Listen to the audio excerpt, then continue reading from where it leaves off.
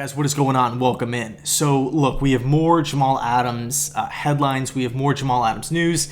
And to be 100% honest with you, as a Jet fan here, I personally feel like this entire offseason has been about Jamal, right? Adams this, Adams that. It's been all about Jamal.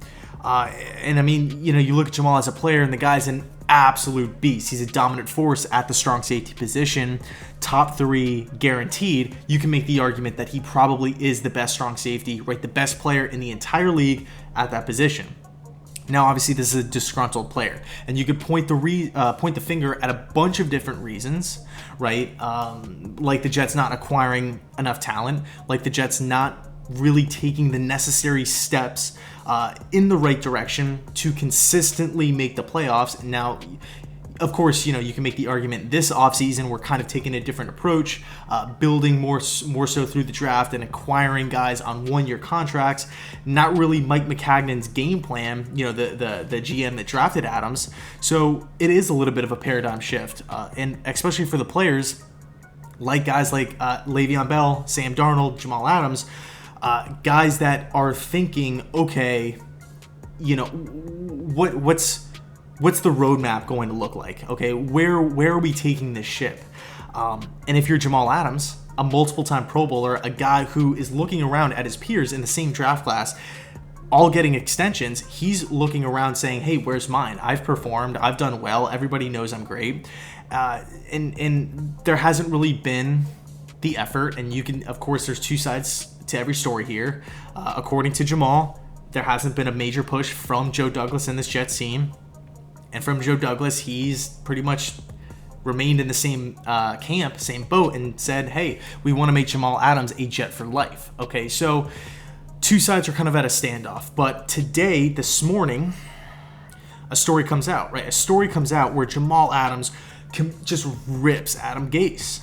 And he goes into detail, too, pretty much just saying, and by the way, it wasn't some weird kind of clickbaity thing, because Jamal Adams goes and tweets at that tweet, right, at the article, and says, this is the real reason here. This is why everything this offseason has been going on. It's this article. And I mean, you're sitting here as a Jet fan. I mean, I was sitting on the couch this morning, looking at my phone. I come across that article. I'm like, dude, you gotta be kidding me. What is this? I click on the article, read it through, pretty much head to toe. And by the end of it, I'm like, oh my God, this pretty much solidifies my feelings towards Adam Gase, right? And I got to be honest with you, right? Was I surprised? No. I know that might sound a little, outlandish, or, I could be, messing around, kidding, whatever, but I wasn't surprised, right? I wasn't surprised when Jamal Adams said he wants better leadership from a head coach, okay? When Adam Gase was hired a year ago, there's a reason why I nearly Gronk spiked my phone onto the ground. I just wasn't a fan of the move, right? I just wasn't a fan of the move. Now, of course, I'll support Gase, and I want him to win a Super Bowl. But in Jamal Adams' own words, he pretty much said, or I think he did say, he doesn't believe that Gase is the guy to lead this team, lead this offense, lead this football team to the promised land, right? Being the playoffs, being the Super Bowl.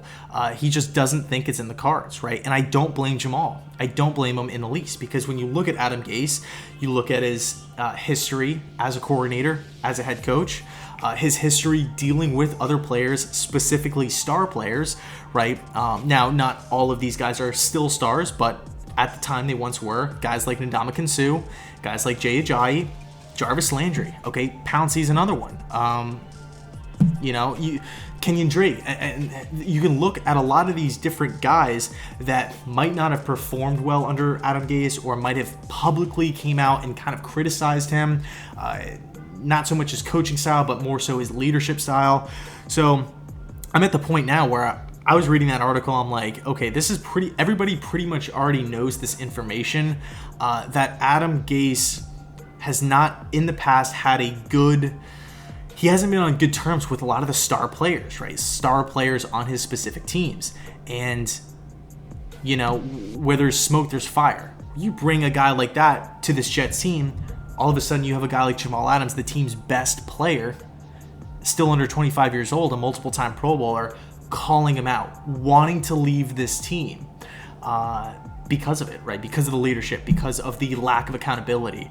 Not to mention, not really seeing any sort of success. There was a lot of turmoil last year, a lot more turmoil under Adam Gase than there was with Todd Bowles and Rex Ryan, okay? So I'll leave it there.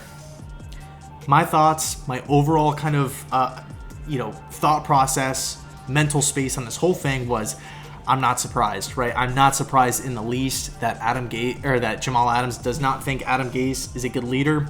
That's my take on it.